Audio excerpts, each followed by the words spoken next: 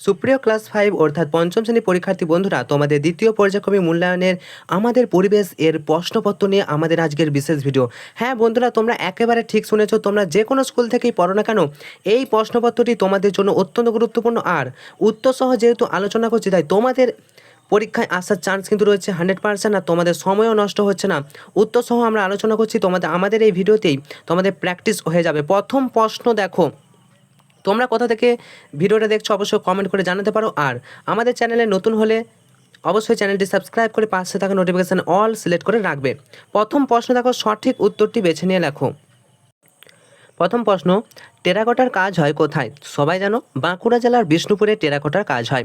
তোমরা কোন জেলা থেকে দেখছো ভিডিওটা অবশ্যই কমেন্ট করে জানাতে পারো।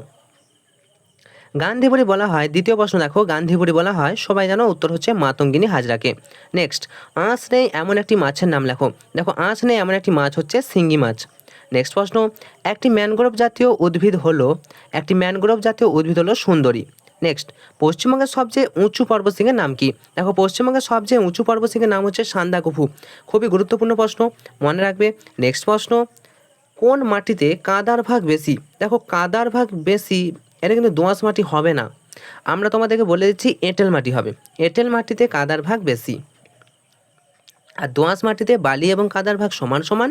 আর বেলে মাটিতে বালির ভাগ বেশি। তোমরা প্রত্যেকেই জানো।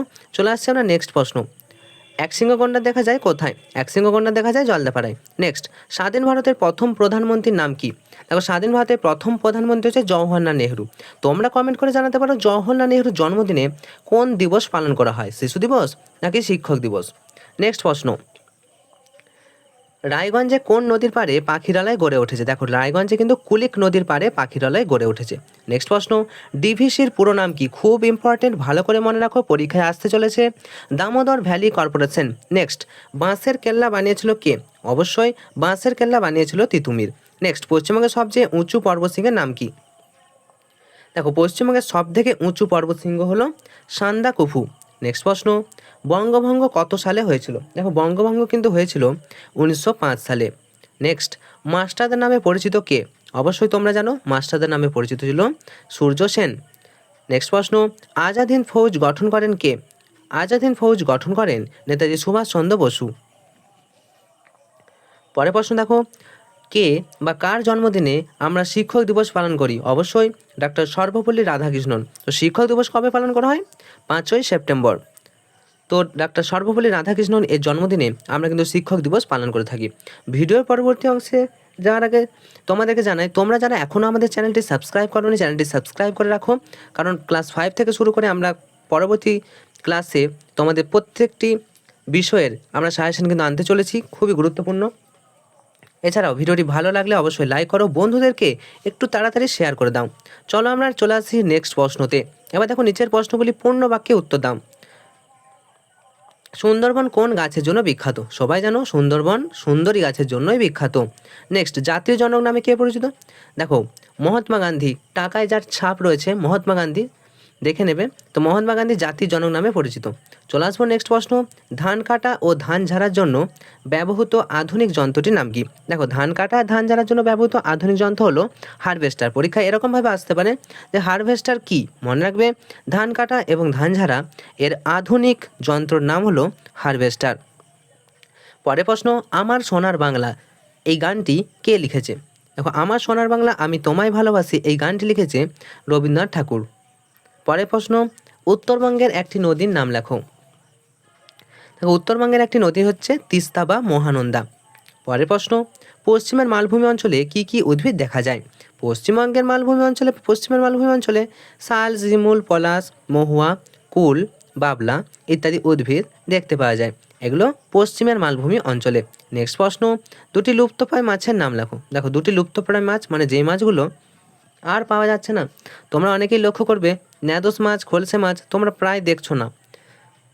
তোমার বাড়ির লোককে জিজ্ঞাসা করলে তোমরা কিন্তু বুঝতে পারবে যে এই মাছগুলো ছিল। ন্যাদোস মাছ, খলসে মাছ, সরপুঁটি, মৌরলা মাছও কমে গেছে। তাহলে এই মাছগুলো কিন্তু লুপ্ত প্রায়, মানে আছে এখনও, তবে খুবই কম। তোমরা ন্যাদোস এবং খলসে করবে, পাশাপাশি সরপুঁটি করতে পারো। চলো নেক্সট, সুন্দরবনের সবচেয়ে বিখ্যাত প্রাণীর নাম লেখো। দেখো, সুন্দরবনের সবচেয়ে বিখ্যাত প্রাণী হচ্ছে রয়্যাল বেঙ্গল টাইগার। সবচেয়ে সুন্দরবনের বিখ্যাত প্রাণী।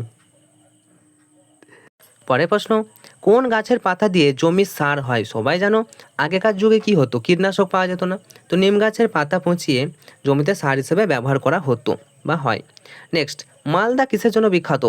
প্রায় প্রত্যেকেই জানো যে মালদা কিন্তু ফজলি আমের জন্য বিখ্যাত। পেয়ারা কোথাকার বিখ্যাত তোমরা কমেন্ট করে আমাদেরকে জানাতে পারো।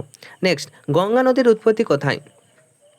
গঙ্গা নদীর উৎপত্তি উত্তরাখণ্ড রাজ্যের গঙ্গোত্রী হিমবাহের গোমুখ গুহা থেকে গঙ্গা নদীর উৎপত্তি। বড় প্রশ্নের জন্য এটাও গুরুত্বপূর্ণ যে গঙ্গা নদীর গতিপথ ব্যাখ্যা করো, এটা বড় প্রশ্নের জন্য কিন্তু গুরুত্বপূর্ণ আছে। নেক্সট, ভারতের সংবিধান কে রচনা করেছিলেন বা ভারতের সংবিধান কে বানিয়েছিলেন? Doctor B.R.. আম্বেদকর কিন্তু এর নেতৃত্বে ভারতীয় সংবিধান কিন্তু রচিত হয়েছিল।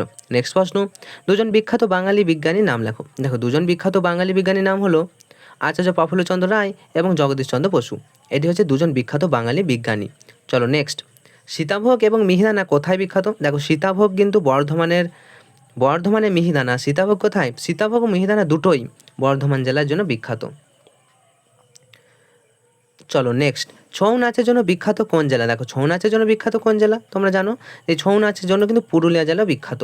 চলে আসবে এখন নিচের প্রশ্নগুলো উত্তর দাও যে কোনো 5টি। এই প্রশ্নগুলো রয়েছে তোমাদের জন্য অত্যন্ত গুরুত্বপূর্ণ, তাই এগুলো তোমরা স্টার মার্ক করো এবং খাতায় লিখে প্র্যাকটিস করো। প্রথম প্রশ্ন দেখো, ম্যানগ্রোভ জাতীয় উদ্ভিদের দুটি বৈশিষ্ট্য লেখো। তা আমরা উত্তর কিন্তু লিখছি না, তবু তোমাদেরকে মুখে বলেছি ম্যানগ্রোভ জাতীয় উদ্ভিদে এখানে শ্বাসমূল দেখা যায়, ঠেসমূল দেখা যায়, এগুলো তোমরা কিন্তু উদ্ভিদের বৈশিষ্ট্য হিসেবে লিখতে পারো। চলো নেক্সট, লুপ্তপ্রায় মাছ কাকে বলে? যে সমস্ত মাছ এখন প্রায় পাওয়া যায় না, যে সমস্ত মাছ হারিয়ে গিয়েছে তাকে বা হারিয়ে যেতে বসেছে তাকে লুপ্তপ্রায় মাছ বলে, যেমন ন্যাদোস, খলসে ইত্যাদি। এইভাবে তোমরা কিন্তু লিখতে পারো। তো অবশ্যই তোমরা দেখো তারপরে প্রশ্ন করছে লুপ্তপ্রায় মাছ সংরক্ষণের উপায়গুলি। দেখো, লুপ্তপ্রায় মাছকে আমরা যদি সংরক্ষণ করতে চাই তাহলে কী করতে হবে? ছোটো ছোটো যে মাছগুলি সেগুলি ছোটো মাছগুলো ধরা বন্ধ করতে হবে, এবং এগুলো তোমরা বইয়ে দেখবে, তবুও আমি তোমাদেরকে জাস্ট বলে দিলাম, খুব ভালো করে তোমরা এই প্রশ্নগুলো দেখো। সবুজ বিপ্লব কাকে বলে? এটা দেখছো। পাশাপাশি নদীমাতৃক সভ্যতা কাকে বলে? বিরসা মুন্ডা কিসের জন্য বিখ্যাত?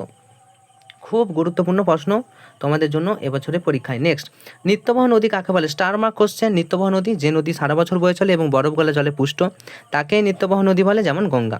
চলে আসবো নেক্সট প্রশ্ন, সাধারণতন্ত্র দিবস আমরা কেন পালন করি? দেখো, সাধারণতন্ত্র দিবস মানে প্রজাতন্ত্র দিবস, আমরা কেন পালন করি অবশ্যই তোমরা দেখছো কোশ্চেনটা। স্টার মার্ক কোশ্চেন, ঠেসমূল ও শ্বাসমূল কাকে বলে?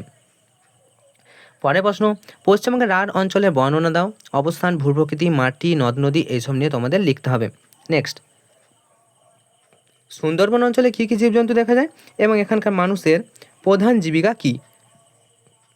এটাও কিন্তু তোমরা দেখছো। আগেই বলেছি জীবজন্তু কী কী দেখা যায় তোমরা জানো, রয়্যাল বেঙ্গল টাইগার, এছাড়া একাধিক জীবজন্তু দেখা যায়, সেগুলো তোমরা লিখছো। পাশাপাশি ওখানে মানুষের প্রধান জীবিকা কি? মধু সংগ্রহ করা, মাছ ধরা ওখানকার মানুষের প্রধান জীবিকা। এবার দেখো পরের প্রশ্ন, নিচে যে কোনো একজন বিখ্যাত স্মরণীয় ব্যক্তি সম্পর্কে টিকা লেখো। দেখো, নেতাজি সুভাষচন্দ্র বসু হতে পারে, মাতঙ্গিনী হাজরা, স্বামী বিবেকানন্দ, মাস্টারদা সূর্য সেন। তো প্রত্যেকের প্রসঙ্গে কিছু কিছু তথ্য তোমরা জেনে রাখবে। তো এই ছিল তোমাদের জন্য প্রশ্ন। তোমাদের পরীক্ষা খুব ভালো হোক এই শুভকামনা জানিয়ে আজকের মতো ভিডিওটা এখানেই শেষ করছি। তোমাদের ফ্রেন্ডদেরকে ভিডিওটা শেয়ার করে দাও, আর তোমরা অবশ্যই ফলো করো এনজয় এক্সাম। আর তোমাদের সাথে আমি ছিলাম সুরজিৎ কর্মকার, তোমাদের সুরজিৎ স্যার। অবশ্যই ভিডিওটা লাইক করো, চ্যানেলে নতুন হলে চ্যানেলটি সাবস্ক্রাইব করো, পাশে থাকা বন্ধুদেরকে অবশ্যই শেয়ার করে দাও। তোমাদের পরবর্তী কী পরীক্ষা রয়েছে জানাতে পারো।